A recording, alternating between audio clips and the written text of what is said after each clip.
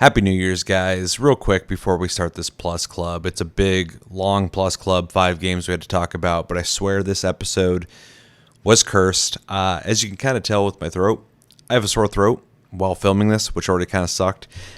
We had a microphone issue after doing a audio check. That gets resolved after 21 minutes, so I apologize. My mic sounds, well, my lack of mic sounds horrendous for 21 minutes, but after that, it's back to normal, so hopefully you can get through it enough to listen to what we have to say.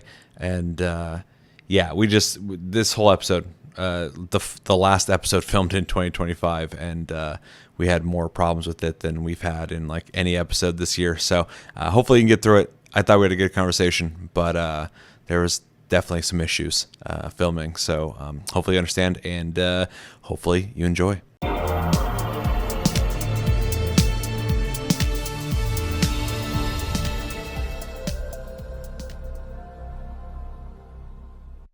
What's going on, guys, and welcome to December's episode of Plus Club, the show where we play the games offered on PlayStation Plus throughout the month, and at the end of the month we talk about them. This is the last Plus Club of 2025, and we are now, as of filming in 2026, so Happy New Year, everyone. Joining me, of course, today is Chevy. My name's Seth, and Chevy, how you doing? Hopefully you had a good holiday. Hopefully you had a good New Year's Eve into New Year's. Hopefully you're looking forward to 2026, and talking about the games that we played in December. How you doing? Good, thank you. Holidays have been good. I don't really, New Year's appeal has kind of dropped for me as I've gotten older, but also, working swing shift kind of makes this kind of holiday weird anyways. But, I'll take the day off and look forward to that for sure. As far as the next year, I always, hope for a better year regardless of how good my one was before it or not, and just kind of looking forward to seeing what is to come, not only just in life but in gaming and stuff like that as well. So sure. All right, well, glad to hear it. I'm excited to talk about the games that we played in December, because we had 5 games that we played, and it's a lot. To remind everybody what those games were, it's Lego Horizon Adventures, the Outlast Trials, Killing Floor 3, Neon White, and Synduality Echo of Ada.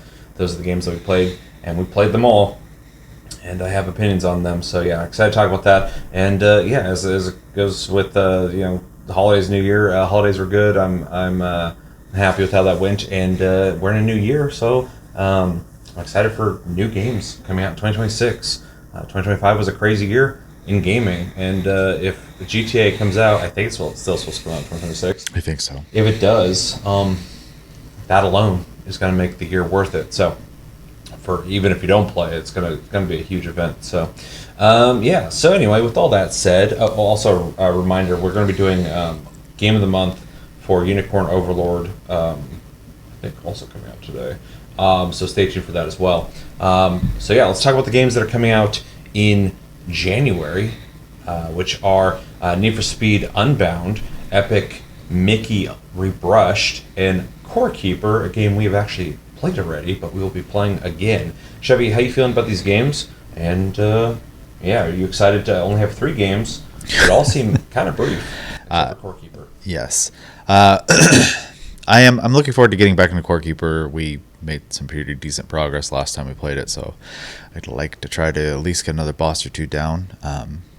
Be able to talk about that part of the game. The other 2, I'm going to be honest, I could take or leave Need for Speed, but it's there, and I will give it a shot and see if I like it or not. So, and the other game, I remember seeing previews for it years ago, I think, at this point. I remember it visually seeming all right, so I guess we'll see if it's a fun game or not, but I honestly just hadn't really heard anything about it, so I'm kind of mostly in the dark on that one. You're talking about Epic Mickey? Yeah. Back when it came out, which was on the PlayStation 2 or some shit, PS3, it's been a long time.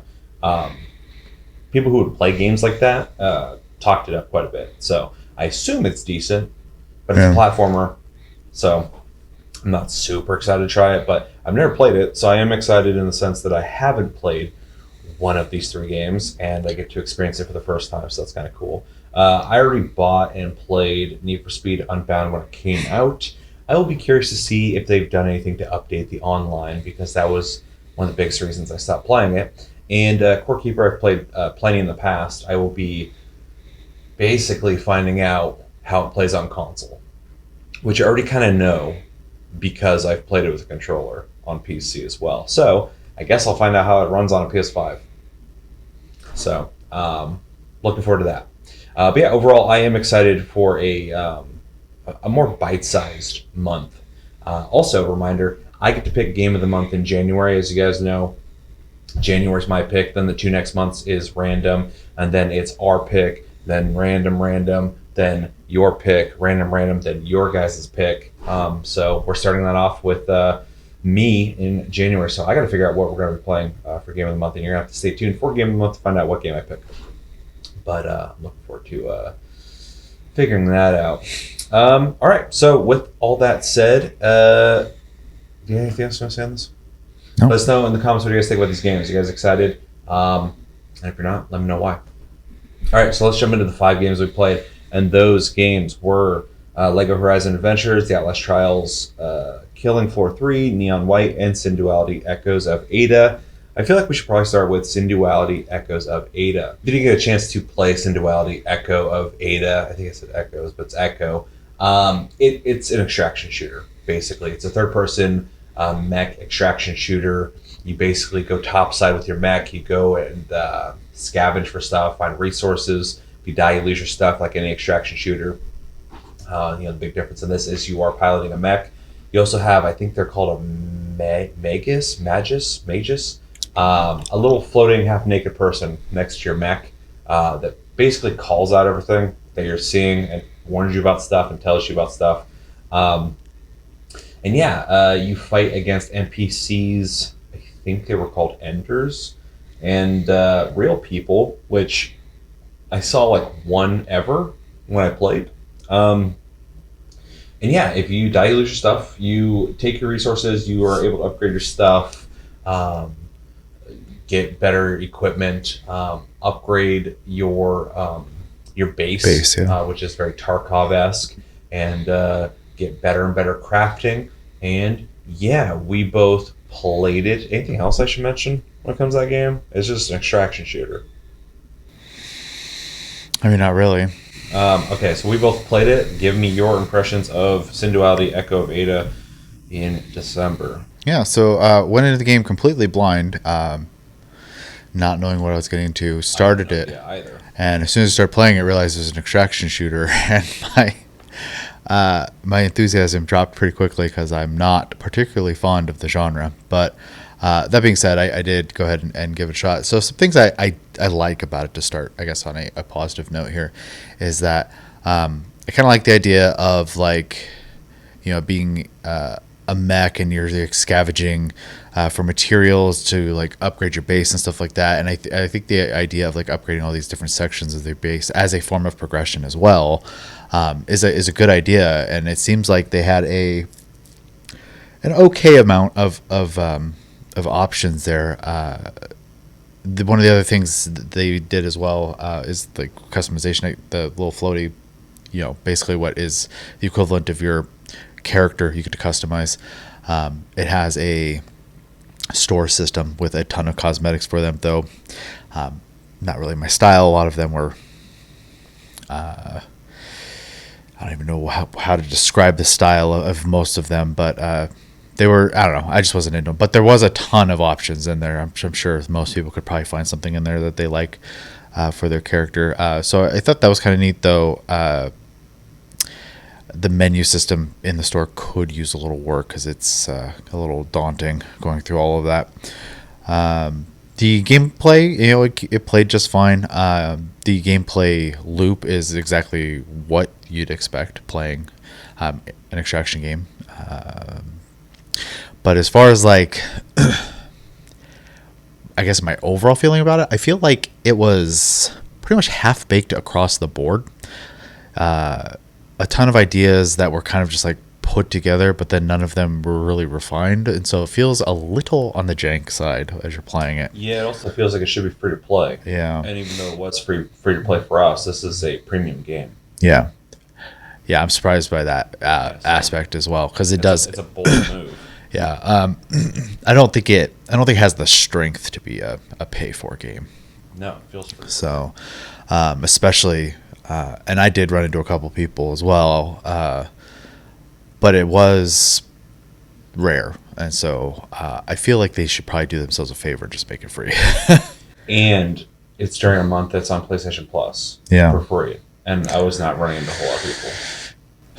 Yeah, I think the fun factor is probably the hard part for me, and that's there's gonna be some bias there because I don't like the genre, so it was already an uphill battle for it, and then that on top of it just being kind of okay at everything it did,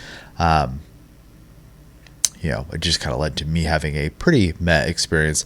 I don't have like a huge negative to say about it. I thought the whole thing was fine, but I did not love anything about it either. So it was a pretty middle of the road experience for me, to be honest, considering the type of game it is. So yeah, I went into this game blind as well. I had seen videos of it, but I saw it was like a mech third-person shooter, which technically it is, but I didn't realize it was a surface game. I didn't realize also that it was an extraction shooter, which I am a fan of extraction shooters, so there's nothing crazy for me there.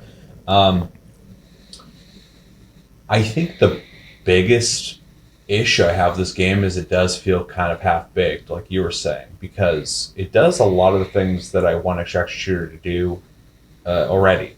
So you upgrade your stuff very Tarkov-esque for crafting and building up your base, which I think is a good move to have. There is plenty of stuff to collect, a lot of stuff to scavenge, a lot of stuff to do when you're topside. There's little mini missions you can do. Yeah. Apparently when you play co-op, you can do missions together as well, even with random people, but then once the mission's over, you're not teamed up anymore and you can kill each other, which I think is kind of interesting. I didn't get to experience that, but I heard about that. So it has some cool systems, but the graphics I don't think are very good. They look pretty dated, like a generation or two ago. Which isn't a big deal if the gameplay was really good, and it's fine. It feels a little cheap, but it didn't bother me too much. But I used to play a lot of free-to-play MMOs and stuff too, so I'm okay with some jank. It's just surprising it's a premium game, but shooting isn't impressive feeling at all. Enemies are not smart, their AI is not good, but they just kind of run at you like you're playing an MMO or something. So yeah, that definitely could be better. Movement didn't feel bad, but it didn't feel great. I do think that the mech design is kind of fun because they're these weird, chubby, circular mechs that look kind of cool. I don't like the floating mages though. Visually, I think it's weird that there's just a person flying outside of your mech. And that made mine look really stupid because I was just I don't want somebody floating outside my mech. Yeah, I'm not super fond of that part either. It kind of gives me the same vibe of if you are playing, to use an MMO as example, and you have little pets and stuff like that. I usually like pets, but I hate when they're flappy flying pets because then it's distracting. Yeah, it's the same thing. Yeah, exact same thing. But I don't want to be too critical of it because I do think that the information they give you is actually helpful. I was surprised by that. It was oh, that guy over there is really powerful. Be careful. I'm okay. And sometimes they were, sometimes they weren't. Or oh, there's another player. Or oh, it gave you all this info. I was oh, that's kind of cool because I don't know any of this stuff. Right. Also, this game has an after mission report thing that's super detailed and actually was fun to listen to for me, getting that kind of analytics. But I think they're dorky looking, flying outside of your ship. But I like their functionality, so I'm kind of mixed on that. Almost it should be a UI, not a UI, a AI is what I meant to say, that shows up in a little HUD window or something like that every once in a while. If they want you to customize a character, just make that your pilot. But I guess maybe they want you to see them because you can have your character half naked. So that's and they want to sell clothes. So. Yeah. But I figured you could do that in your cockpit, but I guess you wouldn't be seeing them all the time. Let's see. There's enemies on the map that are pretty easy, especially because their AI sucks. There's also enemies that are really strong. There's like some dudes I ran into that um, just like they shot me like twice and like I was almost dead. I had to like run. I was like, holy shit, okay. So it definitely has like zones that are dangerous. Also has Death Stranding style mechanic where it rains and Oh yeah, damages yeah. stuff, which I thought was kind of interesting. Yeah, the rain's Um, not good for you. yeah. Um, when it came to people though, I never ran into an encounter that was like dangerous. I never died by a person. I never got shot at. Yeah, I saw somebody kind of cruise by and it's like there's a person. I'm like, okay, well I'm just gonna avoid them. Um, yeah, I mean the game's fine. I just don't understand what they. I feel like they should have went a little further with the game if they wanted to have any staying power. It feels so temporary. It feels kind of half-assed. I don't know who made this, but or if there's other games in the series, but um, I like almost liked it, but it just wasn't enough for me to like it. Oh, also I had connection issues 3 times. I'd be in the middle of stuff and it was just like boot me to the main menu, be like, oh, server error. I'm like, cool. So I will hold that against them a little bit because I assume it wasn't on my end because we had some other online games we played this month and I have issues with any of them. So I don't know what's going on there, but it was annoying because every time I tried to get invested in the game, it would just kick me out. And I'm like, sick. Um, so I don't know what's going on there. Yeah, overall, the game is fine. But in especially an ecosystem now where we have something like Arc Raiders that exists, and then we also already have the heavyweights of like Hunt Showdown and like Tarkov. This I feel like is only going to appeal to people who are willing to overlook minimal gameplay for mechs and anime stuff. I think that's the only appeal it has over any other extraction shooters because it's not better at anything than those other games. So, kind of interesting, especially because it's not free to play. I feel like that would be a big move for them to do is just turn it free to play because I think you pull in more people. Um, but yeah, I didn't hate the game. I felt like it was kind of whatever. Yeah. So yeah. Recommendations. I would recommend this to anyone who's played an extraction shooter, who's played all of them, and is looking for another one that they've never played before. Check it out. Especially if you're like, hey, I'd like a mech and extraction shooter. Well, somebody made that. It's not the best thing ever, but someone did it, so you can check that out. Um, if you like the idea of a mech game that's online where you potentially fight against other people, which is kind of me saying extraction shooter, but maybe you're not an extraction shooter fan, but you want that experience. This game offers that.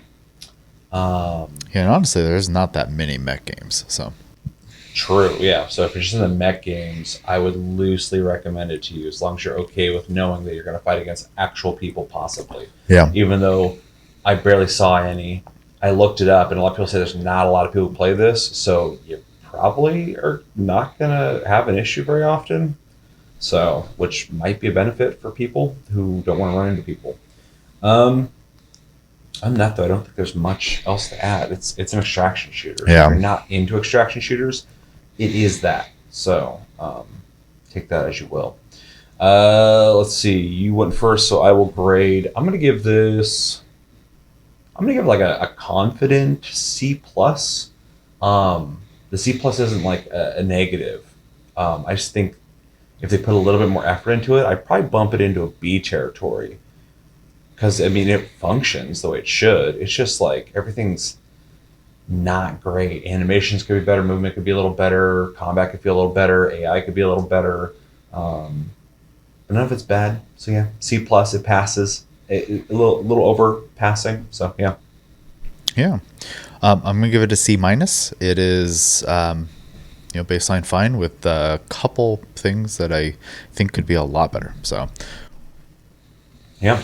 Well, let us know in the comments what you guys think about Synduality Echo of Ada. Did you like it? Did you not like it? If you didn't like it, why didn't you like it? If you didn't play it, why didn't you play it? And if you did play and you liked it, what did you like about it? How do you feel about it when it comes to being an extraction shooter? Was there any mechanics that you enjoyed? I heard somewhere that you got to put like 10 or 20 hours in this game before it like really starts opening it up, and I did not put that much time into the game. I So don't either.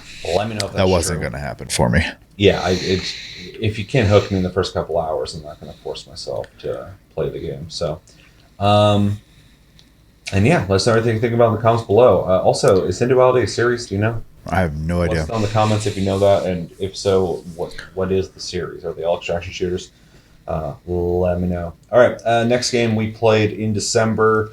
Let's go with Neon White. Okay. If you get a chance to play Neon White, it is a first-person platforming puzzle shooter Speed run.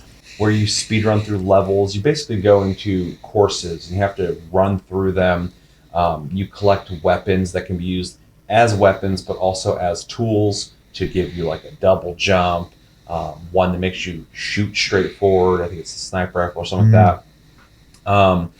And yeah, you're basically trying to get through these maps as fast as possible, collect everything on the maps. Kind of like Trials. Kind of like Trials. You guys are seeing the footage right now, so it'll make more sense there. But you basically grab abilities that are put onto the map to kind of test your fast-paced puzzle solving and skill. I played this on PlayStation and PC, and it is a lot easier to play with a mouse, let me tell you. In fact, the footage, I'm going to be transparent with you guys. The footage that you're seeing is actually from PC because my PS5 footage corrupted and uninstalled the game. So, sorry, footage is not authentic to the PS5 experience, but it's basically the exact same except for a mouse and keyboard. Yeah. It has a story. I couldn't follow it because I'll talk about that when I get to my impression. I think I actually You start. Yeah. All right. Well, I'll just jump into it. So, I heard about this game when it came out. I heard a lot of people saying it was good. Well, not a lot of people, but plenty of people who played it Enough that I bought it. were talking about how it was cool. I remember looking at it and going like, the art style doesn't do much for me and it looks kind of basic. So I'll just like wait for it to go on sale or something like that. Well, I finally played it. And I'm happy to say that I actually liked what I played. It's interesting because, like I said, when I originally saw the game, I wasn't a big fan of the art style, and I still am not. I started playing this game, and as soon as it starts, it's like it's telling the story about neon characters, and I don't remember exactly, but like the voice acting was like not great. I wasn't a big fan of the art style. I think the design of the characters is like super edgelordy. So everything about the game, like visually, was not appealing, except for like the levels are like very minimal and simplistic looking, but they're just courses. But the gameplay is actually where the game shines, and of course that's what you want from a game, is the gameplay to be better, and or the good part of the game. And yeah, I like the simplicity of it. I didn't realize it was just like a game where you ran courses. Right in the beginning, you go through I think like 8 or 10 courses for your first mission, and it just instantly clicked. It's simple in the sense of like understanding how things work, but I think more of the challenge of the game is getting a better score, getting through the map faster, which is definitely appealing to me. Although it is one of those games like Trials where it shows your friends' scores, and that is not good for me because like I'm just like, I could do better than that. I could do better than that. Shout out to Cody. He was number 1 on a lot of the early missions, so he had definitely been playing in improving his times on the courses. So playing on a controller was regretful in my opinion, just because it is a game that as soon as you start playing it, you realize like, oh, this is a game you should really play on a mouse and keyboard. It's completely playable on a controller, but it's a game where you're doing a lot of aerial maneuvers and you're aiming quickly a lot of times, and even though that's definitely doable on a controller, it's just like so much easier to do with the mouse and keyboard. But completely playable, very simple in its controls. I mean, you move with the left stick and look around with the right stick, but then like I think jump was one of the shoulder buttons. I can't remember. It was R1 maybe. But. Yeah, and then one of the other shoulder buttons is to use your ability and shoot. And then one of the face buttons is like to switch your cards around. So it's very simplistic. It's all about just kind of getting through the course as efficiently as possible and basically beating these challenges. And it does ramp up quite a bit. I played it, for a couple hours, but then I ended up picking it up on PC, so kind of abandoned it over on PS5. But challenge gets more and more pretty quickly. But yeah, the big regret for me when it came to this game is the story just did nothing for me at all. Like every time you had to talk to people, I'm like, I don't want to talk to anyone. The art style did nothing for me. So I feel really mixed on this game. But where it matters, they nailed. I think the gameplay is actually a lot of fun. But it's very simplistic in what it offers. But yeah, I had a good time with it. Yeah. So I bought this game before, mostly in part to the fact that I'd just seen a lot of positive discussion around it, basically. And so I picked it up on a whim, and I remember playing it then, and just kind of, I guess, spoiler alert, enjoying it. Playing it on my PC keyboard and mouse. So playing it on PlayStation, I was actually kind of curious to see how it played on a controller, because I know you do a lot of like aiming in this game, and to be expected for me specifically. I can't aim with a controller to save my life, and so it made the puzzles very difficult for me, which is kind of crazy because I feel like I was flying through them pretty good on PC. So, but that's not the game's fault. That is 100% not my comfort zone for that style of game. So, if you are like someone who's used to playing a lot of stuff with a controller, or if that's just the only way you play games, you're probably going to be just fine. So, I think the thing I like about the game the most, because I'm not a big platformer fan, but it does have that Trials feel, like we've kind of brought up a couple times now. If you're not familiar, it's a Ubisoft motorcycle game where it's like, depending on the game, it's like 1 to 4 people going down a course trying to get the best time. The courses get progressively harder and harder, and you have to learn like more and more tricks with your bike. It's kind of the same idea, except for instead of learning new tricks with the bike, you're getting all these different cards which you have to opt to either use as a weapon or as a tool. And the puzzles do get to a point where you're like mix and matching those, so that you have to start making different decisions. Early on, it's very simple. You get a tool, and it's really obvious what you do with it. And then as the courses become more complicated, you have to start making decisions on what you want to do, which is pretty cool. Also really kind of pushes like in the moment thinking, when it comes to doing the courses. The leaderboard thing is cool for competitive people. I'm not competitive, so it does nothing for me, but more features is not a bad thing. I think the level design in general is a nice, clean, simple design, which for the type of game it is, I think is extremely fitting. No distractions, just course. I also really appreciate that you can restart the course like really quickly. Instantly, yeah. Yeah. It really knows what it's trying to be. It's like, get the course done. Oh, you don't have to go back into menus and restart. Just hit a button, restart the whole thing. Yeah. And just go. So I really appreciated that. Well, and I also appreciate that they, put a lot of effort into like specifically in the tools aspect of it, because there's a lot of like pretty fun little things you could do to get through the courses. I mean, even for like super early on, it kind of teaches you how to like bounce off of enemies, so it counts as taking them out, but also using them as a jumping pad, type of thing. So, there's like ways, different creative ways you can go about going through the maps. Also, I think if you get gold or whatever above gold is, you unlock like hints at faster ways to do the maps or whatever. Either that or there are hidden items inside the maps. Well, there's hidden items too, but there's like paths. There's pathing that it'll show you or something like that. I don't remember. But. Which I thought was interesting. Yeah. Yeah, and then as far as like the aesthetic of the story and the voice acting stuff, I pretty much agree. The characters, like, I think they're fine. I'm not like one way or the other on them. The VA work is, I don't want to say it's bad, because I don't think it's bad, but it's definitely cheaper. It reminds me of like early 2000s anime. Yeah. I don't imagine this game had a huge budget, so I look past it pretty easily, I think, just because of the context. Now, if it was a AAA game and it sounded like that, I'd probably have some issues. But and the story, I couldn't tell you. And I've played this game a couple times now, so... Well, yeah, I started it over on PC after I played it on PS5, and listened to the story in the beginning both times. I don't remember it. Yeah. Because I was like, this is stupid. I don't care. Yeah, I mean, obviously, even if it was good, it's not gripping me at all to want to pay attention, which kind of sucks. So, Yeah. but overall, I think it is a fun game, which is the most important part. Yeah, I think I thought gameplay wise it was great. Yeah, and it's cool that people on PlayStation, get a chance to play it. So, Yeah. Anything else? nope. It's pretty straightforward game. It's a Like you very just run straightforward through game. courses as quick as you can. And yeah, you kind of talked about it earlier, but like the using weapons and using them as tools as well makes some of the courses get a little more interesting because like you start like putting bombs.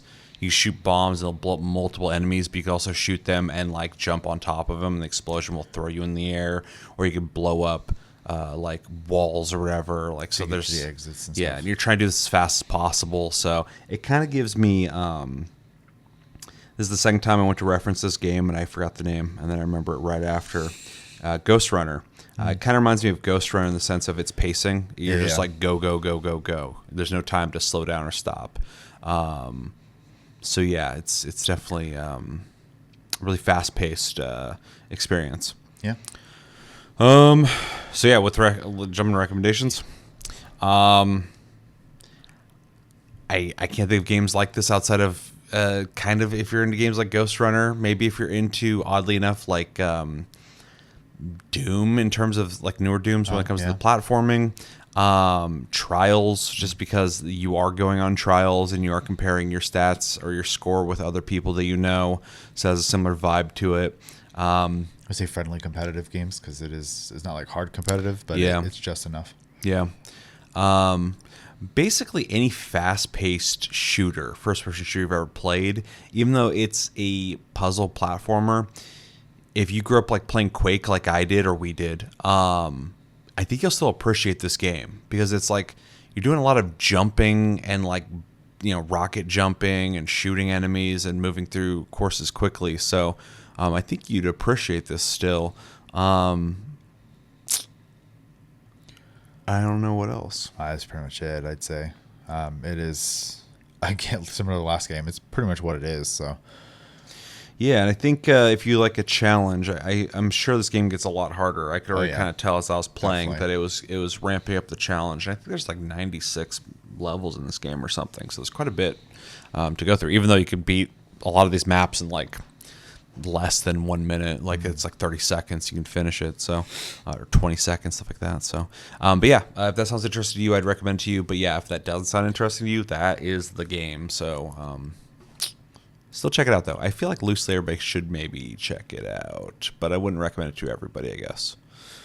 Yeah, it might be frustrating for some people. It's definitely going to be frustrating for some people. And some people are just not going to be into the flow of the game. But I feel like a lot of people who, like me, weren't quick to try the game out because you see the art style or something like that. You're like, oh, it looks kind of whatever. Or you see the maps that are just like white with like water. And you're like, it looks kind of minimal.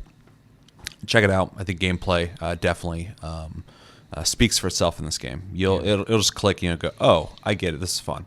As long as you can get past the terrible writing and voice acting and all that shit. Yeah, so I went first. Grade it. I'm going to give it a B+. I think it is a very solid game. I actually think it could get an A, except for or if they improved, I don't want to say art style because that's subjective, but like the VA work, storytelling, stuff like that, etc. I just need to be a little more like gripping and compelling to pay attention. So I'm not sitting here going, I don't care about the story. So I would be surprised if it's the opposite, but I feel like it was gameplay first and then story second in terms of the development of this game. I feel like somebody had an idea and I'm like, that would be a fun game to play. And they're like, well, what are we going to, like, we got to put a story in it. And they're like, well, I got like this idea that, this dude with 3 belts on his stomach fucking wants to do this whole thing and everyone looks this way, and they did it and I didn't care. So yeah. All right, you gave it B+? Yep. I'm gonna give it a B, a solid B. I definitely liked it gameplay wise. The aesthetic could definitely use some work. It would be cool, and it is a smaller game. It's not a big AAA game, so I'm not trying to be too critical of that. But there are plenty of games with less of a budget and less developers that have cool styles. So, and like you said, it's subjective, but it just didn't work for me. So yeah, if it had a cooler visual style, maybe, but like gameplay wise, it's super solid. Really enjoyed it. Definitely deserves at least a B to me. I don't think it's a C territory game at all. I'd be hard pressed to give it an A, but the gameplay is really solid. But I would want a little bit more from the game. But yeah, B, definitely a B. You give it B plus. Yeah, you got anything else? That's it. All right, let us know in the comments what you guys think about Neon White. Did you play it? Did you not play it? If you didn't play it, why didn't you play it? And if you did play it, what did you think of it? Did you enjoy it? Did you not enjoy it? And what other games are like this? It's kind of hard for me to think of games. Like, I feel like there's other games like this out there, but I can't. There has to be. Yeah, like I feel like it's not like a super original idea. I just think they just kind of nailed it. Yeah, what would you recommend in that genre if there are other games like that? Let us know everything you're thinking about when it comes to Neon White in the comments below. Third game we played in December was Lego Horizon Adventures. If you didn't get a chance to play Lego Horizon Adventures, it is a Lego game based in the Horizon Zero Dawn universe where you play as Aloy and friends through multiple maps that are Lego worlds that are in the Horizon world. Very common fare in Lego games. You run around, you break a lot of stuff, you collect a lot of pieces, you fight enemies that are all enemies that have weak points similar to the Horizon games. Different characters have different weapons. Aloy's got like a bow. Her friend has a spear that works very similarly to the bow. It's got multiplayer. We didn't play that, which is regrettable, but also it's fine. It's a Lego game. And yeah, you can upgrade your village. You can customize your village. You can customize your Aloy. You can also just make things look like other Lego sets, which is bold of them to do because they got the assets anyway, so why not just throw it in the game? You can make your town look like, what is it, Lego City or something like that, something modern. You could also make your characters look like other Lego sets, which is interesting. And yeah, it's got a Horizon story. It's got the voice actors from the Horizon games in it, which I thought was cool. Much chipper. Yeah. And yeah, you just complete courses and you level up too. And there's perks, right? Pretty sure there was. I don't remember perks, but I didn't honestly put a whole lot of time into it, so I feel like there's a skill tree, but I don't remember now. Oh well, we both played it, and we're starting with you, right? Yeah. With your impressions of Lego Horizon Adventures. Yeah. So I mean, if you played one Lego game, I feel like you've played all of them. It's gonna have some nuances, right? So. It plays exactly as I expected to. I think they've done a good job of adapting some of the Horizon systems into a Lego world, but that honestly is not surprising. They really have their formula down when it comes to making these games. I'm not necessarily particularly fond of them, but I am very I'm impressed on what they make with these games. I thought it was kind of funny when you're stealthing, and instead of in most games when you hide in the grass you actually hide, and in this one you just kind of become grass all of a sudden and you're walking grass inside of the. I think it's funny the way they did that because it's within theme of Lego, but at the same time I hated the way it looked. Sure. I just, when it happened I was like, okay, we're being goofy about this too. So yeah. The comedy's not really for me, but no. Obviously they have made so many of these games and there's a lot of people who love them. I'm not the person to impress. So yeah. Well, and the comedy they're trying to reach people with is for kids, stuff kids Sure. can understand, but also possibly their parents. It's super, and it's super safe, right? So I'm trying not to be too harsh about it because I understand the target audience is literally a very broad net. Yeah. Is what they're trying to throw, right? And so even though I might not love it, and I honestly would not, I'm not going to grade it very harshly for these things, but to give my opinion, obviously, it's just not really for me in a lot of ways. Yeah, so running around, so breaking all the stuff. It was kind of neat to see the Lego interpretations of like the town and the world and stuff like that, and then especially when you get down to like the creatures and the fact that they actually threw in like the weak point system.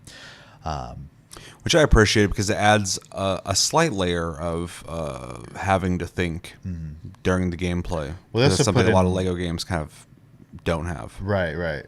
Well, and they also put in like the elemental stuff too. So like shooting arrows through fire is an example. Grass will catch on fire as well, which is there's like thought put into all this stuff. So honestly, super impressive in that regard. I just have a hard time caring because like it's so. I've played it. I've played this game 300 times at this point. It feels like so. I don't have any major negatives to say about it. I think it was a solid experience. It's a decent looking game. The fact that they got all the VA work in there, so the VA is good. Like it's done really well, even if I don't like the delivery and the dialogue. It was done well. So, and yeah, I think these guys, until they run out of IPs to use, we're gonna see every Lego game under the sun because the formula just works. So, Yeah, it seems like it. This is probably gameplay wise one of my favorite Lego games.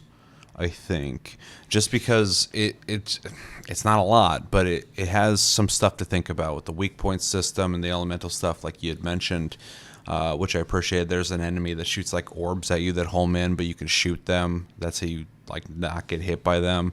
So, I was actually having to use my brain while I was playing the game, which I appreciated.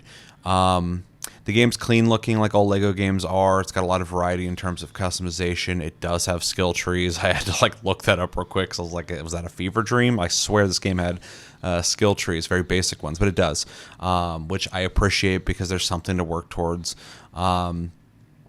A lot of stuff to collect, which doesn't do much for me, but you get to spend that on stuff, which does do something for me, so I appreciated that. I do like and dislike that you can customize your character into anything. Within the theme, it's cool, but outside of the theme, I'm not a big fan of it. I think it's kind of weird that you could just make everything look like other Lego sets, but at the same time, with all the Lego games that they make on the same engine, I'm sure there's we can, so why not? Because if you're just a Lego fan, maybe you want to play this as that Lego guy. well, if you're the one playing it, you're making your own experience. Exactly. Right? It's not negatively affecting me if you Yeah. want to do that. So it's not, that's why I say I'm mixed on it. I think it's kind of it's not appealing to me, but if you want to do it, you have that option, which I love options. So it's not even a negative. It's just an observation. But yeah, gameplay's super simple. Maps are super simple. There's little secrets on the maps, which I appreciated, especially if whenever I play these Lego games, I think about, playing it with a child possibly and what that experience would be like, because I'm not having that experience. So when I play it, I'm just it's a very simple platformer. But if you're playing with somebody who maybe hasn't played a whole lot of games or just getting used to playing games early on in their life or whatever, I feel like it has a lot of the basic fundamentals of simplistic maps, but also secrets to go find that aren't super secret, but it is worth exploring, that I kind of appreciate in its game design, because as you said earlier, everything in the game design of this, whether it's the dialogue or the gameplay itself, is designed under a net to appeal to young minds, but also potentially, hopefully for them, I'm sure, everybody. Yeah. Because you want to sell to as many people as you can. So yeah, I appreciate that, even though a lot of that doesn't appeal to me, I think they do a good job at it. So I don't really have a complaint about it. It's just not really a game for me. But I did like the gameplay in this a little bit more than the other ones, because a lot of Lego games is just you're just punching. You just run around and you just punch stuff, or somebody has a gun and you're shooting lasers or something like that, or you have a lightsaber and you swing it. And in this, it just seemed like there's just a little bit more to think about. There's random, I don't know what you'd call them, abilities or upgrades you buy from a dude. I don't think you buy them. Maybe you just get them out of chests. I don't remember. But gives you like a multi-shot where you're shooting multiple things at once, but you have a limited amount of shots. So that kind of adds some variety to the gameplay, which I appreciated. Also, just having stuff to work towards, I think, is good too. Like unlocking outfits, unlocking stuff to upgrade your town with, gives you something. Especially again, if you're playing with like a kid or something like that, something for you guys to work together on, which I think is kind of cool. But even if I was just playing with you, we'd have something to work towards. Right, so right. definitely welcome. The dialogue is really dorky, but all the games are like that, and they're kind of intentionally like that. Oh, yeah. So it's not like I'm like, oh God, what are they doing? I'm just like, I know what they're doing. It's just, I'm not into it, but I get what they're doing. It's fine. I do love that they brought people from the actual games to voice act in this, because why wouldn't you? Well, especially if you got Sony to agree to let you make it. So Exactly. Like bring them over. You get some, high quality VA work in a kids game, like win-win, and they get, more opportunities to work. So it's all good. I appreciated that. And yeah, overall, I thought the game was fine. It's one of the, a lot of times when I play Lego games, I always emphasize, like, I'm not into these games. This game made me think a little less about that, which I appreciate. But I feel like a lot of the newer Lego games are all starting to feel like that to me. They're all starting to feel a little more advanced and gamified for me to not just focus on the simplicity of the design that's meant for kids, which doesn't appeal to me. So I appreciate that they just feel a little bit more like games more and more. So I feel less and less like, oh God, we got another one of these to play on PlayStation Plus. Yeah, overall, I thought the game was pretty decent. I would maybe go back and play this if I was playing co-op with somebody. So I think that's the first time I've said that about a Lego game. Yeah. Anything else? I don't. Recommendations. Lego games. Well, everyone loosely. I Yeah. think it is a very easy game to play and get into, and these games are not punishing for losing. You can just lose. Mm-hmm. So, and it's good. Games. There should be some games like that. So, I think it should be there for sure. If you're into Horizon, if you're into Legos, if you're into co-op games, if you're into games where you have to collect a bunch of stuff, I feel like action adventure games in general. This is literally what it is. Yeah.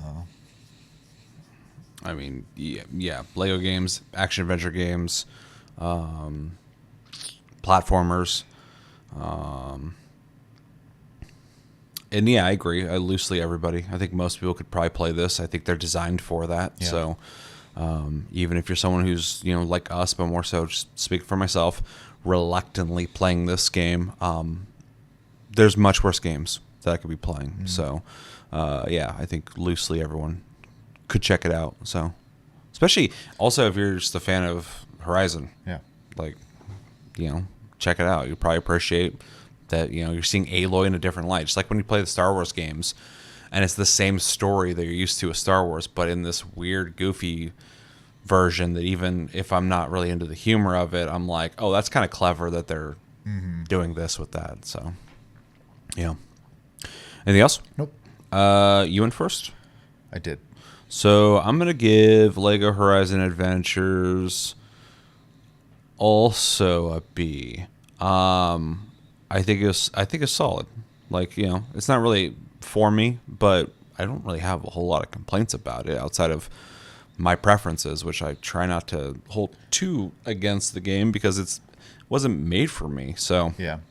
but I still see the quality in it, and I still see that for me personally, the Lego brand as games is becoming more interesting to me. So they're definitely finding a formula that feels more I don't know, fun for me to play. So yeah, B. Yeah, I'm conflicted because obviously, like, personally, I just don't. I'd be fine never playing it again, but and probably won't. That being said, I think it is a full game with a lot of stuff to do, and honestly, I can't really think of any actual flaws in it. So I'm actually going to give it an A minus. I think it is a solid game. I just personally am not into it. So Yeah. Anything else? nope. All right, let's know in the comments what do you guys think about Lego Horizon Adventures. Did you play it? Did you not play it? If you didn't play it, why didn't you play it? Maybe you hate the Lego games or hate Horizon. And if you played it, what did you think of it? What were some of your favorite parts? Maybe there's something that we missed when we're talking about it that you like to talk about. And who's your favorite character? What's your favorite Lego game? I can't answer that, but I'd be curious to know what you guys think. Do you have a favorite Lego game? That one racing one we played was pretty fun. Oh, yeah. That's my favorite Lego game. Yeah. That one was solid. And yeah, let us know what you think about when it comes to Lego Horizon Adventures in the comments below. Fourth game we played in December. We're moving into new territory here. Let's go with... I don't know if I should Also, say... if you're still here, make sure you hit the like button. Yeah, appreciate that. Share with your friends, all that stuff, because YouTube does not care. Let's go with the Outlast Trials. If you didn't get a chance to play the Outlast Trials, it is a 4-player cooperative horror game, first person, where it takes place in the Outlast world, where you are somebody who has been thrown into a mysterious bunker place where you have to go through these trials. We have to complete objectives while trying not to get murdered. You sneak around maps, you do missions, you have objectives you have to complete. You get graded based off your performance. There are NPC enemies that roam the maps that are hiding to ambush you. There's traps. There's big dudes who wander around looking for you. There's a lot of hiding mechanics. If you played any of the Outlast games, you can throw bricks to defend yourself. There are now invasions, whether NPCs or actual people, if you play that mode, in which people can invade your game and try to take you out. And yeah, as you play, you get skill points, you get perks, both passive perks and ability. There are abilities, like you can throw a stun grenade, basically. You can hack stuff. I can't remember the other ones. Oh, there's a heal that people can get. And then there's more specific stronger perks that you unlock later as you keep playing. And then worth mentioning, the hub, because this is a hub-based game, allows you to customize the way your character looks as you play. You'll unlock new customization for your character, customization for your room, which is interesting. And it's got mini games like a Pong-style game, arm wrestling, and actual chess. Yeah. And that weird color game. What was that called? Stroop? Something like that. Stroop test or something? Instructions unclear the game. Yeah, that I'm still confused about it. Because, like, I would do what it told me to do, and then it would work, and then I'd do the same thing, and it wouldn't work. And I was like, I don't get this. But I guess it's part of the Outlast Trials. Do I go first? Mm-hmm. All right, so I have experience with this game already. I bought it and played it when it first came out. I've played it quite a bit on PC, and I'll just say I am a fan of the game. I'm a fan of the series, but the game itself I think is very solid. So I knew going into this that I could already review it, and I'm just going to see how it plays on PlayStation, and I'm happy to say it looks great on PlayStation. It plays fine on PlayStation. Everything functions the way it should on the PS5. So that being said, the game is, if you're into cooperative horror games, it is a really good example of cooperative horror. Other ones I could think of was like Phasmophobia, and there's like a lot of like friend slop out there when it comes to horror games, but like, you know, there's some really good ones out there, and I think Outlast Trials is that. The graphics are actually good. It has a visual style that's very unique, very Outlast looking. It has, at first, genuine scares if you're not into jump scares. As the game has a lot of like ambushes set up. It has a lot of scenarios where you're like in the dark and you're like using your night vision and you're burning through a battery. You have to replenish the battery, otherwise you're going to be in the dark while people are pursuing you. So it has a lot of that claustrophobic, you got to keep moving, keep running, keep hiding horror element to it. But if you play the game enough, it becomes less scary, but it still is a fun time with friends because you play on like harder difficulties, and you're just more and more challenged trying to complete these missions to keep progressing. Also, that the game has progression is awesome. The game is already fun, in my opinion, but that there's stuff to work towards that I still haven't unlocked everything is very cool. It has a similar system to Helldivers, in which you get the battle pass system. Yeah, what is that called? I don't know. It's like catalogs basically. The only difference is in Helldivers, it's spend X amount of points on a page before moving to this one, and this one you literally have to like go through them. So yeah, but it has that to unlock customization also, or skins or whatever. But it also has ones as you level as well. That you unlock like pants, shirts, stuff like that.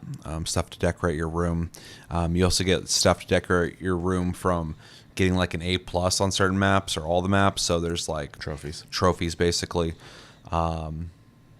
There, since the last time I played, is a shitload of missions. There used to be, when I first originally played, there's like 4 locations, and each one had like 6 missions apiece, which was a good amount of content, honestly.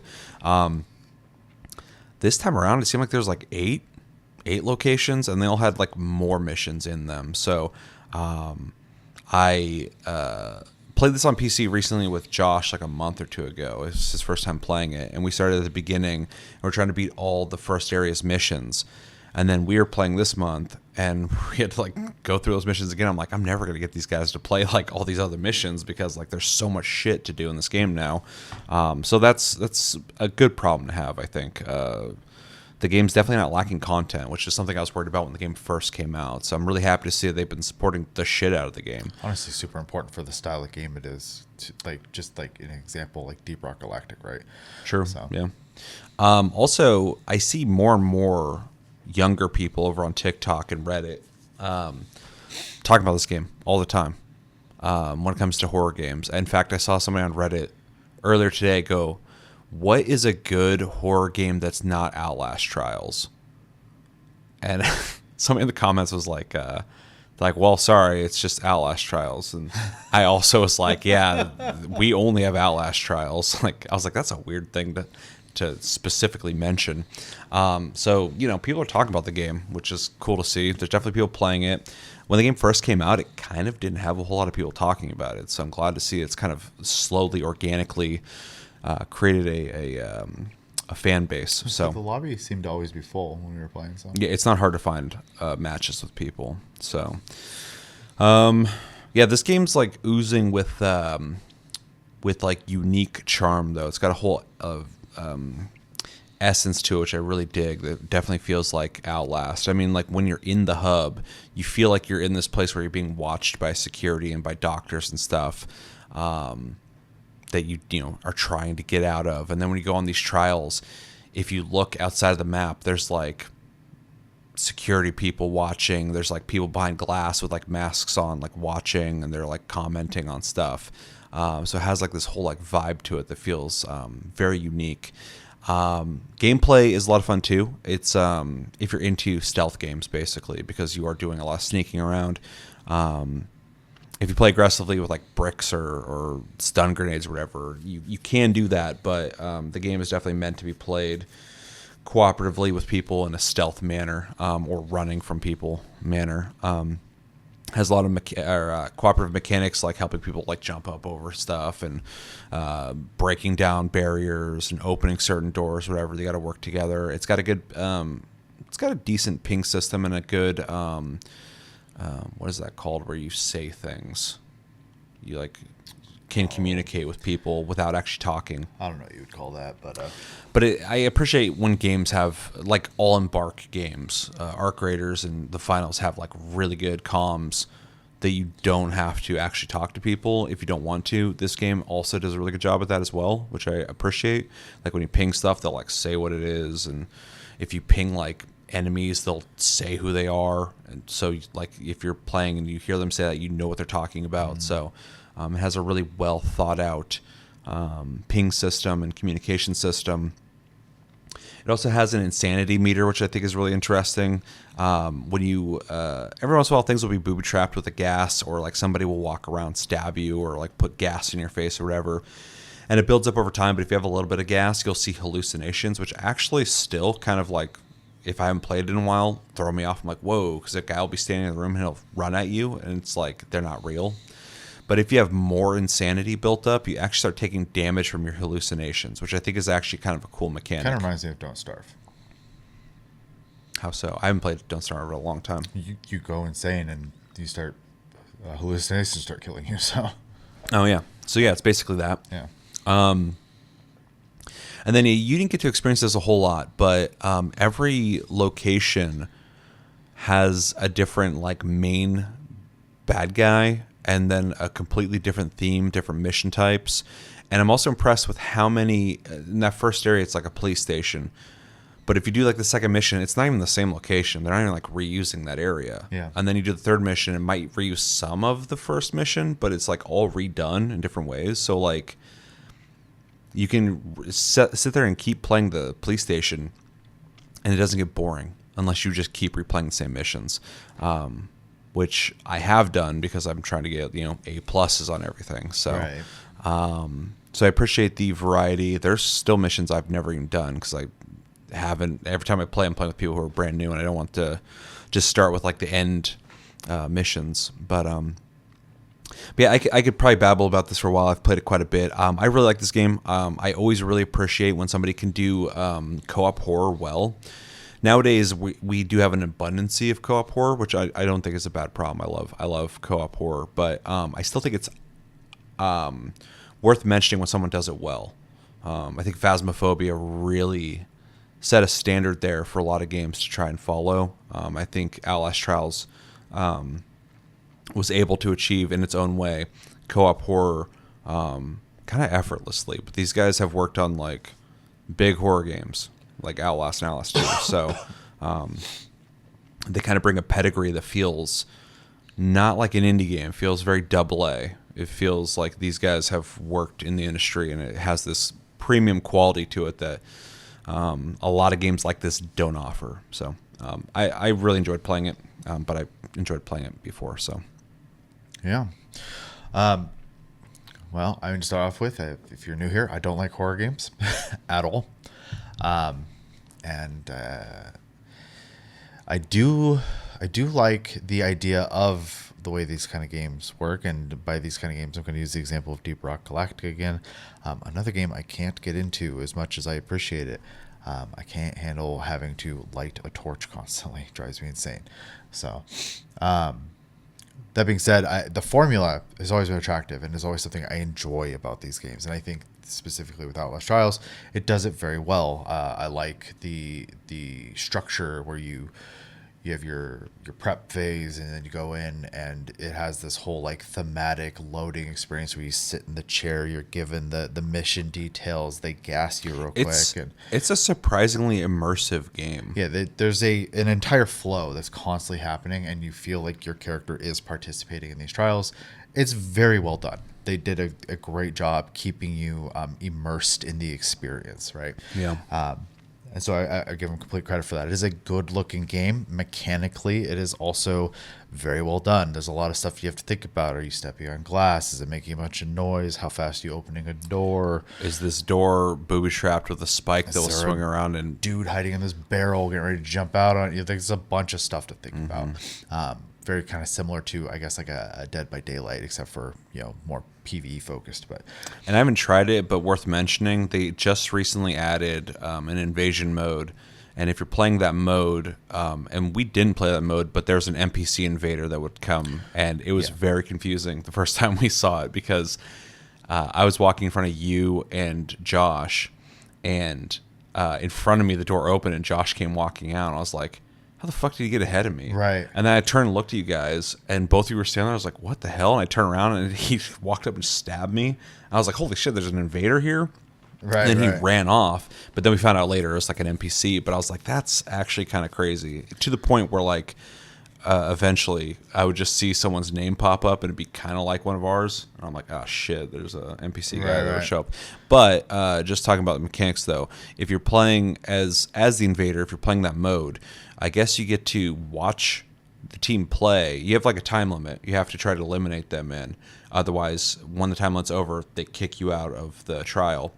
But you're watching on like televisions or whatever, all the stuff they're doing, and you plot stuff out, and then you come out and you try to take them out individually. And I'm like, that's kind of cool. It's not just like you show up and got to go kill them. It's like this whole thing. So it kind of feels like, and the NPCs also will try to kill you as well because there's no allegiance. You're not on their team. Right. They're all psychopaths. So yeah, and it's just another point towards like. Everything's very well thought out and when it's been implemented into the game. So I give them a lot of credit for that. And the social hub or the hub in general, I think is neat. I love when hub-based games have little interactive things to do. Monster Hunter does it. This game does it. Deep Rock does it, for example. And sometimes it's like really silly stuff. Like I keep bringing up Deep Rock, but the example in that is like, being able to like smack the dice, right? That's no point to it, but everyone's going to do it now because it's just part of the community and the ecosystem of the game, right? And this game has its little mini games and stuff like that you could do with anyone who's there. The unlock system is good. It's like pretty robust and includes a bunch of unlocks for cosmetics, which are great. Cosmetics are like the easiest way to just give yourself more content, and the fact that you can not only dress up your own character in a similar but not identical system to like Helldivers, but also your room. I think the room part is probably one of my favorite aspects of the game.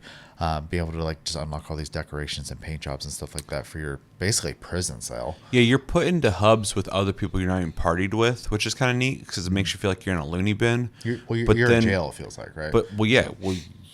They put you in like padded rooms and stuff, basically. But and you have to complete the trials and then try to get out. But other players you're not even partied with are also instanced into your hub, and you can go walk and like see their rooms that have loaded as well, and they're all decorated differently because they've all unlocked different stuff and they've all prioritized different things. So it kind of gives this vibe of like you are in here with other people, and they're all experiencing different trials. When you had mentioned earlier that you can get certain cosmetics by getting good scores, right? And that's just giving you a way to present a trophy publicly to people because, a lot of people care about their EP in games. So, there's a lot about the game I like. I just unfortunately don't enjoy playing it because I can't handle the stress, and it wears on me.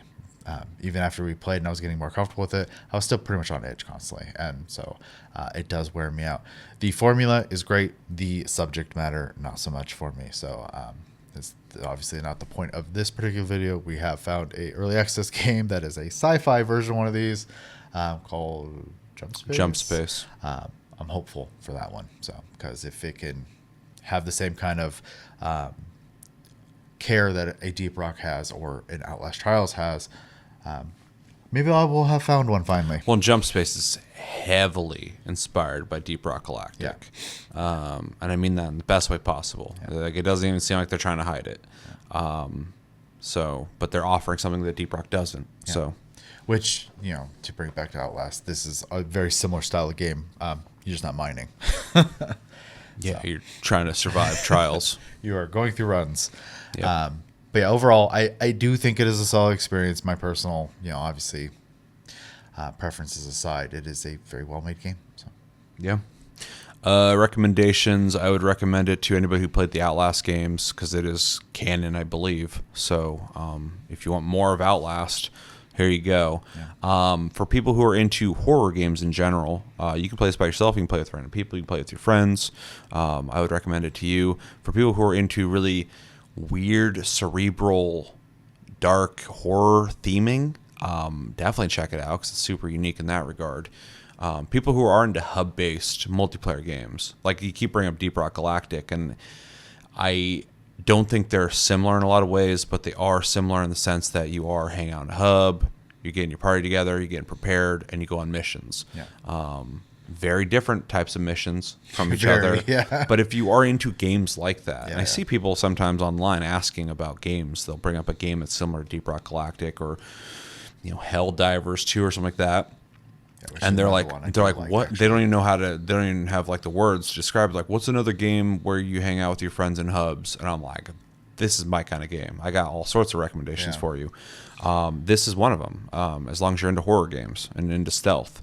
That being said, if you like stealth games, this is a stealth game, even if it doesn't look like it. You do a lot of sneaking around and hiding and stuff and losing enemies and stuff like that. So if that sounds interesting to you, definitely check it out.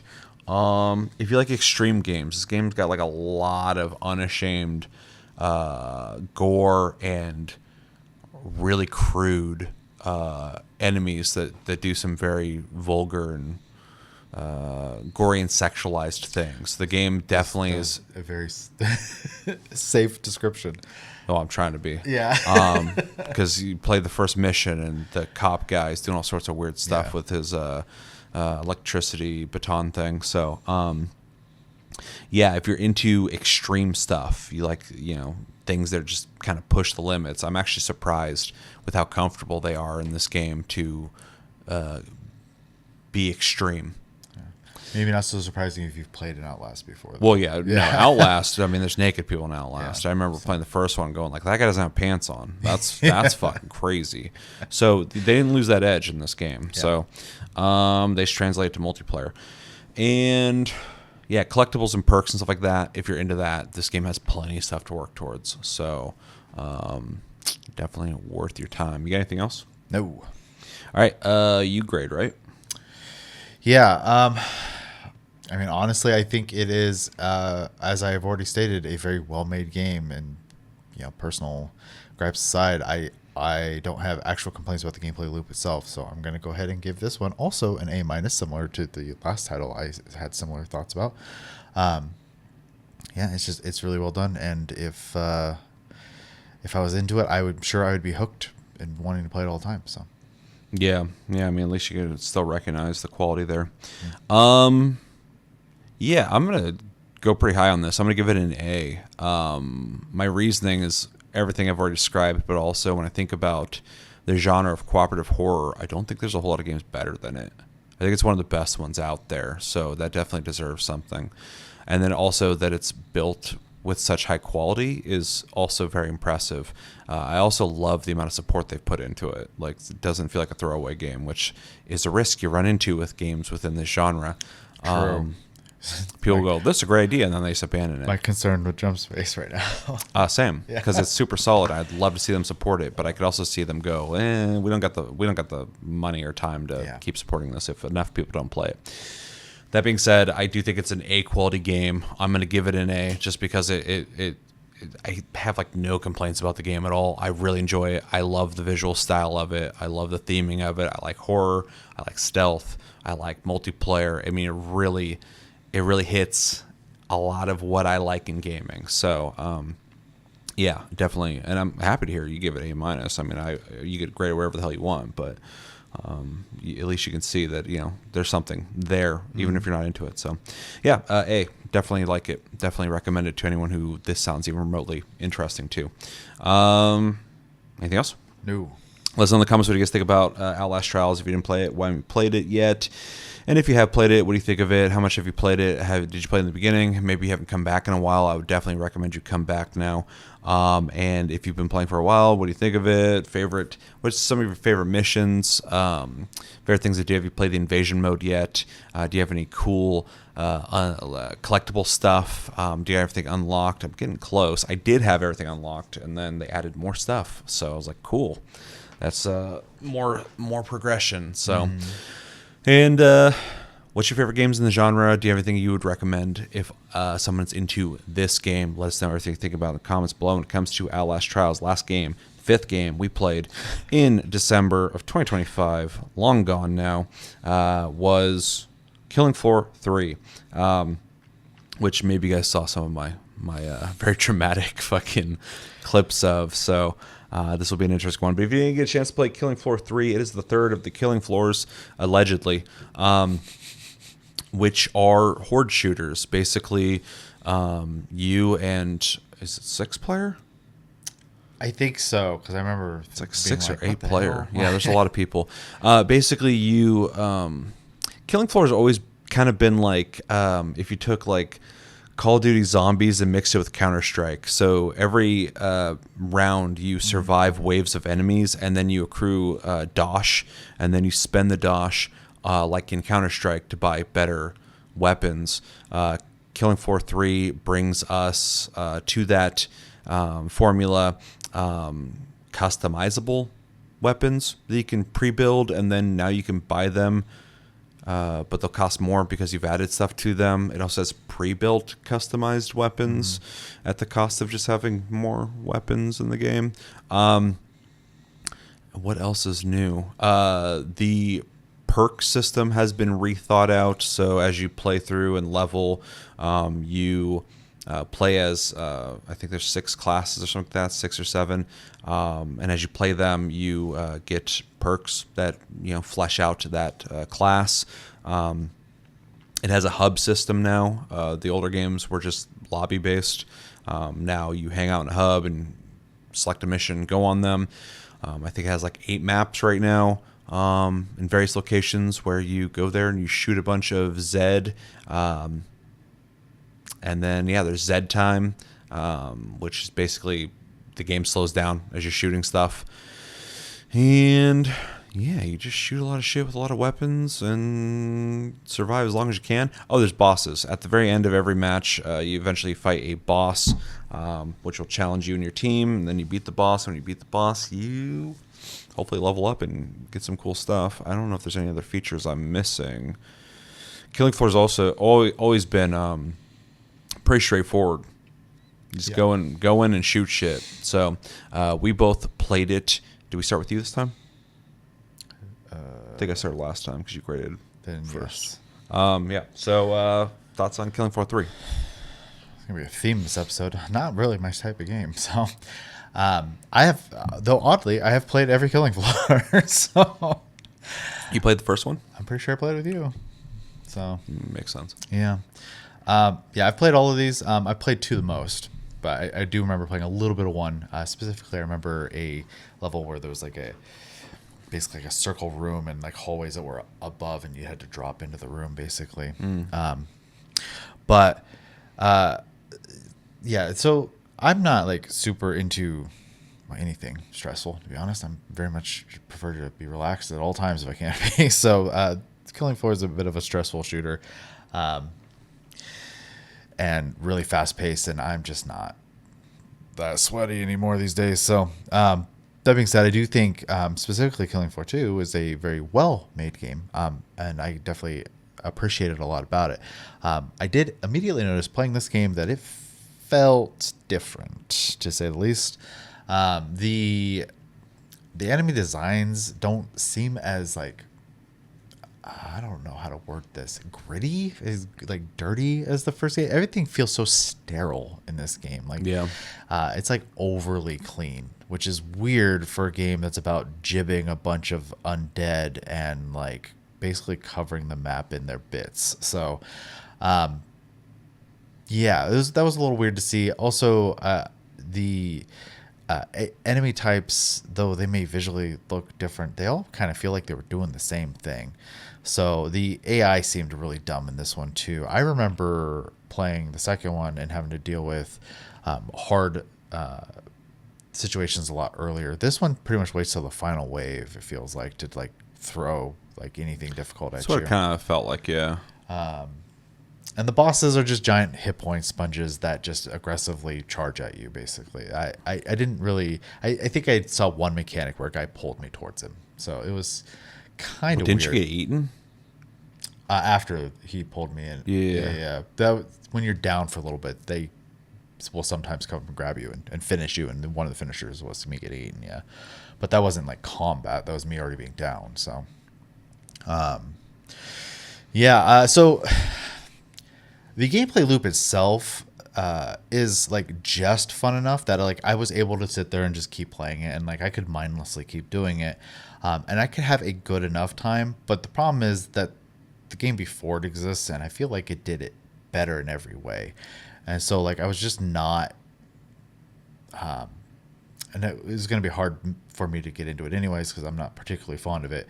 But I was having like I really kind of just had to shut my brain off to play this one. It felt like it was kind of neat playing in a room with so many people because every time I played it, we've always played with like private lobbies or just basically played with mostly just you, to be honest. But we have played with like I think Josh and Cody in the past. So, and like it's fun enough. I can do it because I'm basically doing it to play a co-op game. But that's about it. But I do think like the visual style just being so much cleaner in this game was kind of a letdown because like that's kind of like the bread and butter of the game is to be this like gory over the top experience. And then the weapons all felt they were fine. I didn't really have like I think I ended up with one gun finally towards the end that I was like, oh, this one feels really good. But it took me a while to find it, which was kind of sad as well.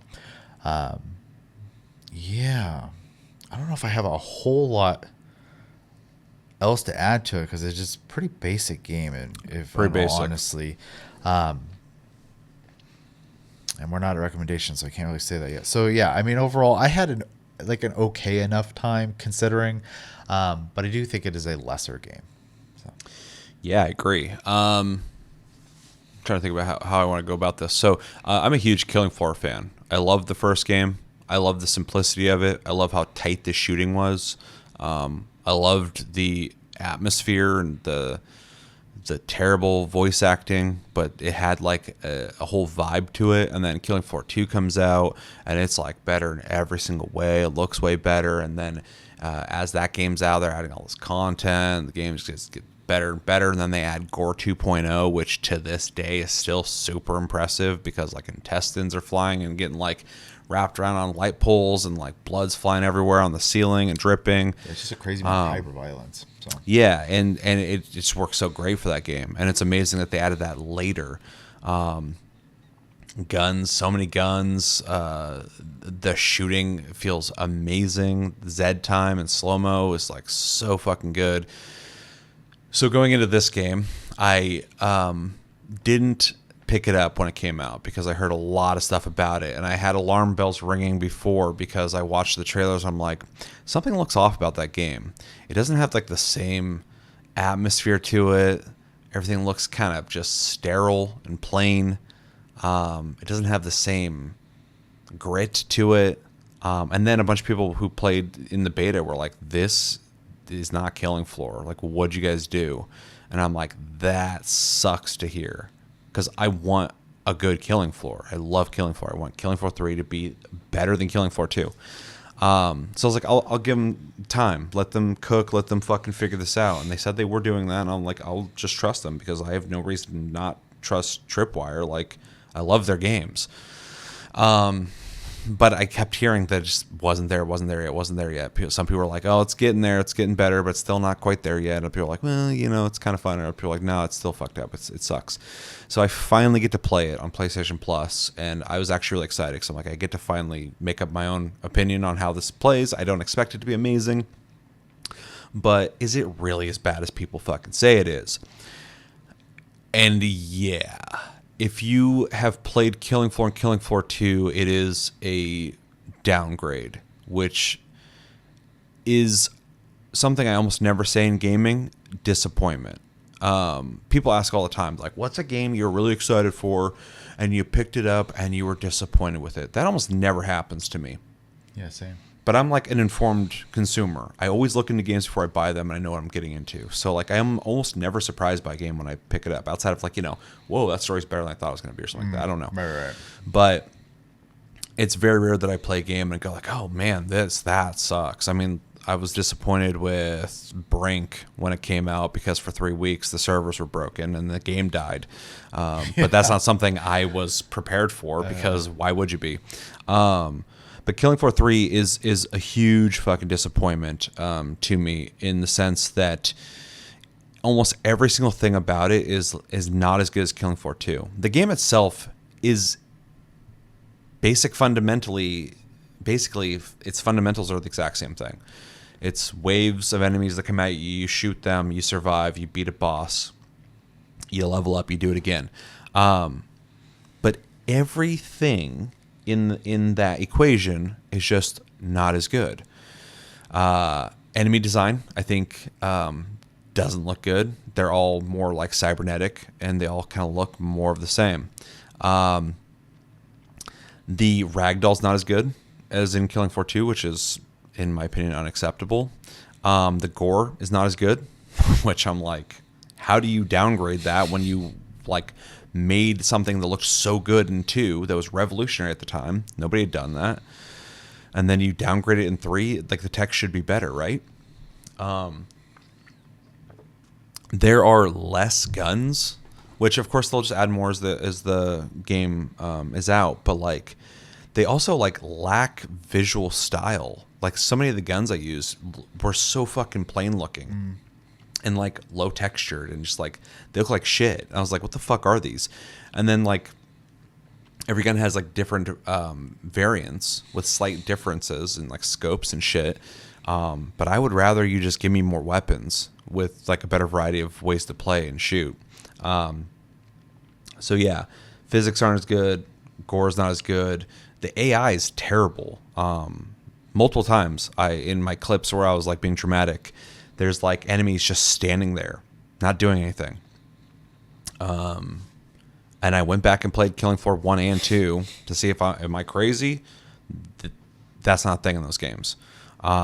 There's spots you can stand in Killing Floor 3 where the enemies can't even reach you. They'll just like stand there and stare at you. And I'm like, this isn't good.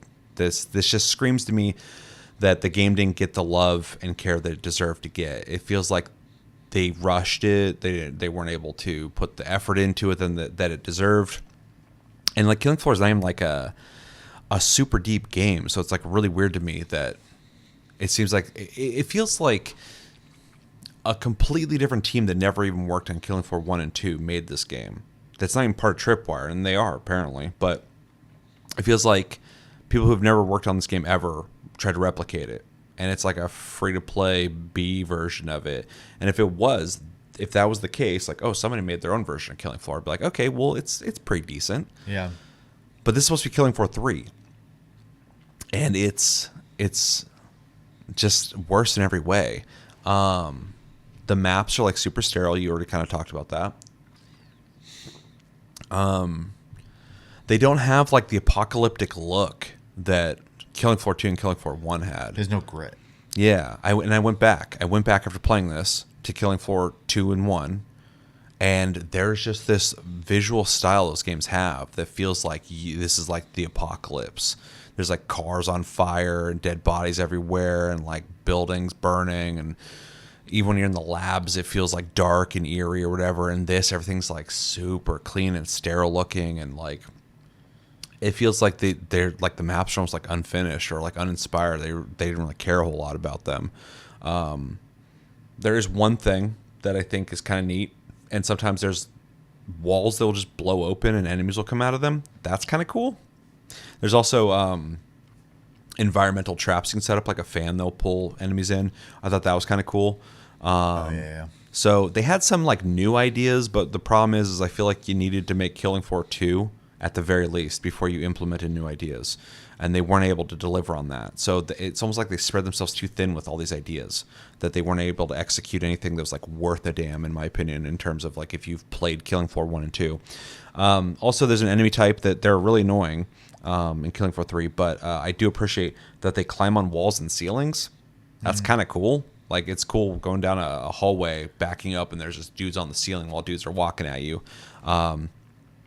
So that was a good idea as well. Like, you already had something kind of like that in Killing Floor 1 and 2, but I don't remember them on the ceilings.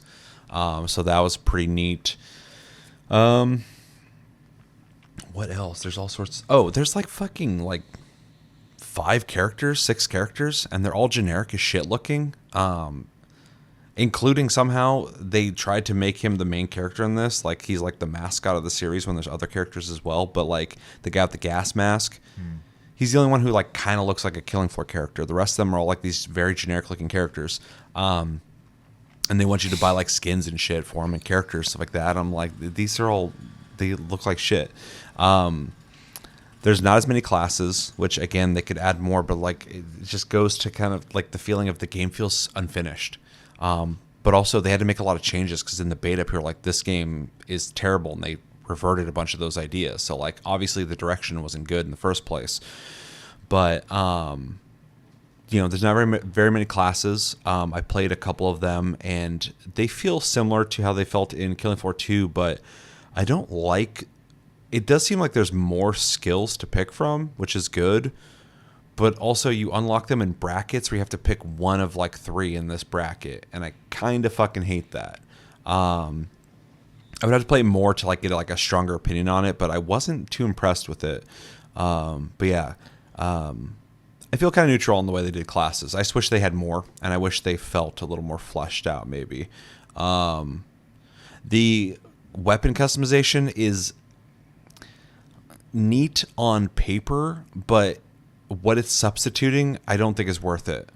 Weapon variety was like way more interesting to me in the original Killing Floor games. Especially because they all felt like they had their own character. And if you wanted to implement all those weapons and then also implement a system where you can like fine-tune them, yeah.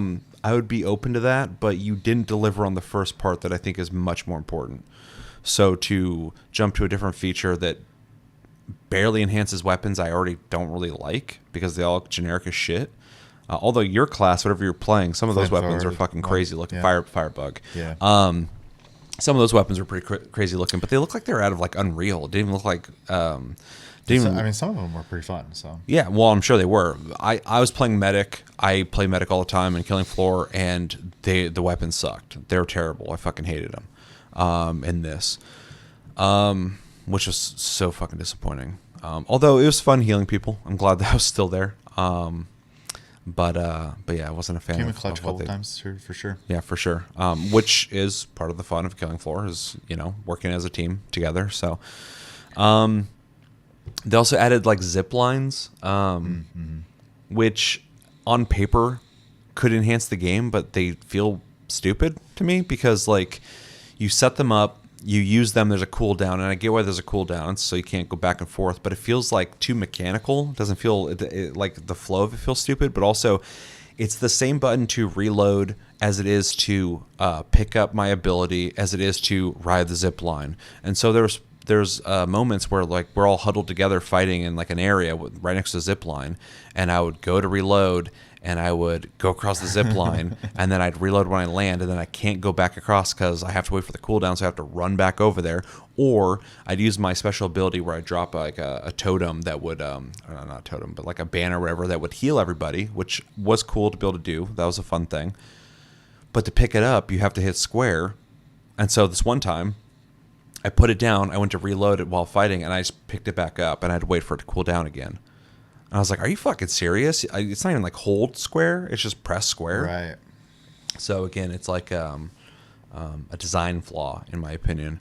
They also try to tell a narrative in this game that I just thought was sloppy the way they're doing it.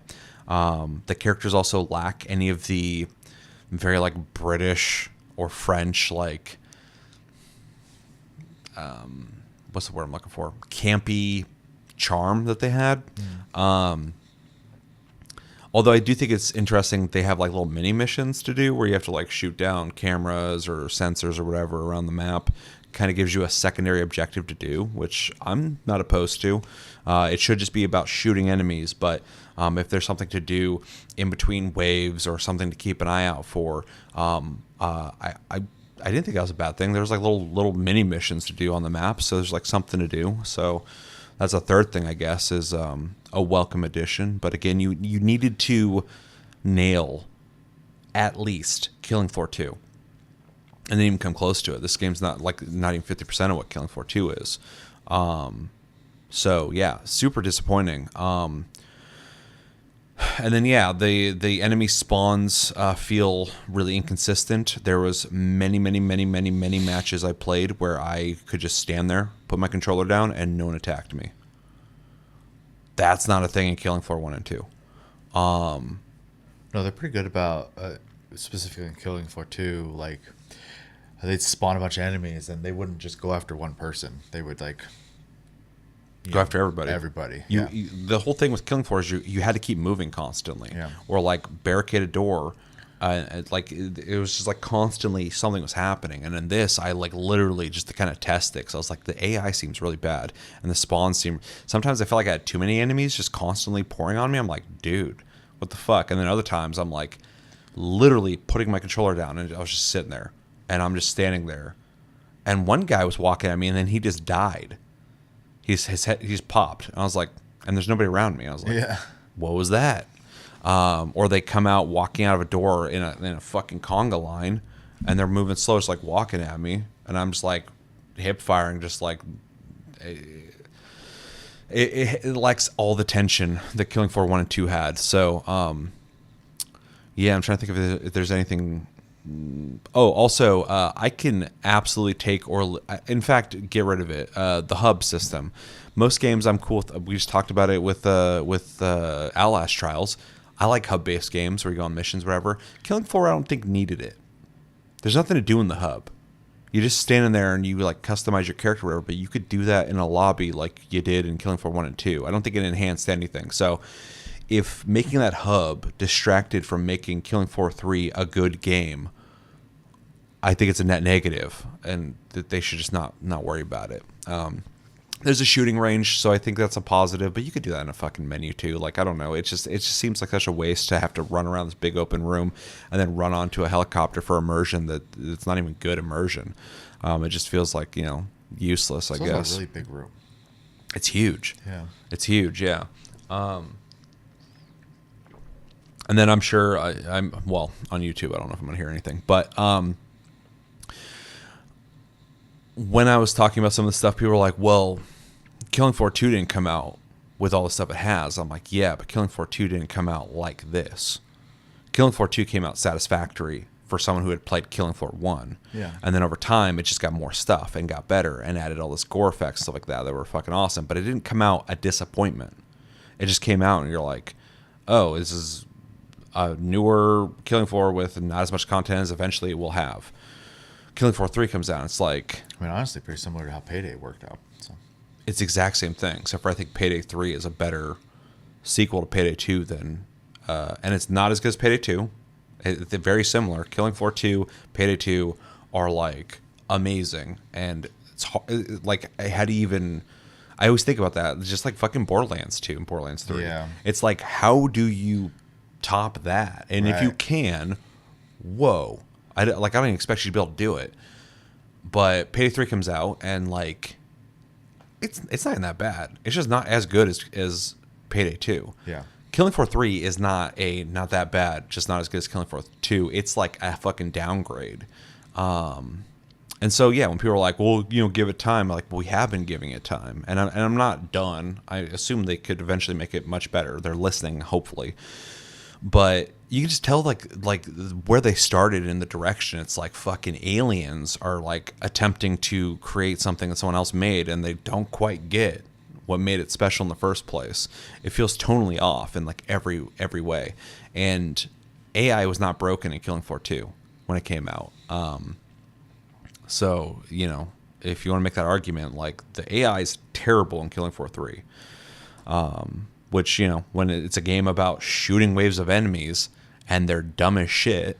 I have a in one, I think it's my third dramatic video, I literally had a clip that I had to shorten because it went on for so long, where one of like the more elite enemy types came stomping out, and he just stood down in an office staring at us while we unloaded on him. And he's just standing there, and every once in a while he'd stomp there, and he just keeps staring at us. And the enemies that were with him just hung out there too. And I'm like, where's the tension? Yeah, he's like broken. So it's a problem, and I think it's all these things are just kind of highlight just how fucking half baked the game is, which is. I think that's my biggest disappointment, is like I expect more, and I didn't get it. So, yeah. You got anything else? I don't. All right, recommendations. I mean, if you just want a co-op game where you can just mindlessly shoot enemies, I I mean, this is one of those games. So, Play Killing Floor 2. well, that's not a recommendation to this game at Yeah. that point. So, yeah, I mean, you've heard us, talk about what kind of game it is. So, I mean, like if you don't really have those expectations of it being the prior game, and you think you like the idea of the up to, I think it was 6-player, it's at least 6. It might be 8, who knows? But co-op game where you just fight hordes of monsters. Give it a shot. Maybe you'll enjoy it. I don't think it's necessarily a horrible game. It's just I don't either. Yeah. I don't think it's a horrible game either. Yeah. If Killing Floor 1 and 2 didn't exist, this game would be like fine. yeah. And it is still fine, except for the AI. That needs to get fixed. It's just a disappointment for me. Yeah. Yeah, and if you like horror themed games, not necessarily like scary horror, but like horror as in, gross monsters and stuff. So Yeah. Like sci-fi, horror. yeah, check it out. So that's probably the only recommendations I have, though. It's a pretty specific game. So I have one more complaint I want to throw out there real quick. I just remembered. All the enemy types have been evolved to try and create this more chat like, oh, you played Killing Floor 1 and 2? Well, we got to change everything up because we don't want you expecting the same enemy types, which I appreciate to a certain extent. But, like, every enemy is doing too much now, like, when they're not just standing around doing nothing. So I guess that's kind of a contradictory thing to complain about. But I feel like when they are working the way they're supposed to and everyone's, like, attacking one person and the rest of people aren't being attacked, I feel like every enemy type's like shooting shit at you and stuff constantly when they're actually attacking you, and it's like it feels sloppy as shit. I just remembered that. Sorry. it's fine. Yeah, I when it comes to recommendations, if you haven't played Killing Floor 1 and 2, loosely recommend you go check those out. But if you haven't, that's probably the best way to play Killing Floor 3. So in that case, yeah, if you're into horde shooters, if you're into Call of Duty Zombies, if you're into Left 4 Dead, if you're into games where you have to work with a team to fight off a bunch of World War Z, if you're into games where you got to work as a team to fight against hordes of enemies, you might like this game. If you've played the absolute shit out of Killing Floor 1 and 2 and you're okay with some disappointment, I would recommend it to you. But I'm sure you played it, unless you're like me and you waited. If you got it on PlayStation Plus, I'd recommend it to you. I would not recommend you buy this, especially at full price, maybe on sale. I don't know what else to recommend. Horde shooters. I mean, if you're not into horde shooters, it's not going to be for you. So, Yeah, and I do like horde shooters, and it's not for me. So yeah. I mean, it's got like upgrades and stuff, but like a bunch of games do. It'd be hard to recommend this over them. So, yeah, I think that's it. Mm-hmm. Who did impressions first? You. Okay, I want to show how fair I am. I'm just like disappointed with this game, but I'm gonna give it a C. I'm not gonna give it a D because it gives you. I'm not trying to punish it. I want it to be better, but it gives you a very dollar store version of fucking Killing Floor. It gives you this game feels like it should be free to play. It feels okay, best example is fucking there's Monster Hunter World, which is like pinnacle of that genre, and then there's Dauntless. Dauntless is fine, but it's not Monster Hunter. That's what this feels like. So compared to like Killing Floor 2. It's functioning. It works. I wish they would fix some of the problems like the AI and shit. That's really embarrassing. But yeah, if you want to shoot some shit, when I was playing with you, I wasn't bored. yeah, I was having like a lesser time, but I was still shooting stuff. I like shooting stuff. I like getting headshots. I like healing people, so that worked. Boss fight was kind of fun, but yeah, if you're coming from this from the other games, it's pretty disappointing. But it functions. C. I'm going to. Similarly, I'm going to give it a C plus. I think it baseline is a game. It functions, and it has blips of fun. So Yeah. C plus. All right. Anything else? No, I hope not. That was a long one. Yeah, this is a long one. lot of games we played. Let us know in the comments what you guys think about Killing Floor 3. Whether you like it or dislike it, let me know your thoughts on it. There's no wrong answers there. Maybe you love this game. That's completely fine. If you haven't played, though, why didn't you play it? And what is your favorite Killing Floor? What's your favorite things in this Killing Floor?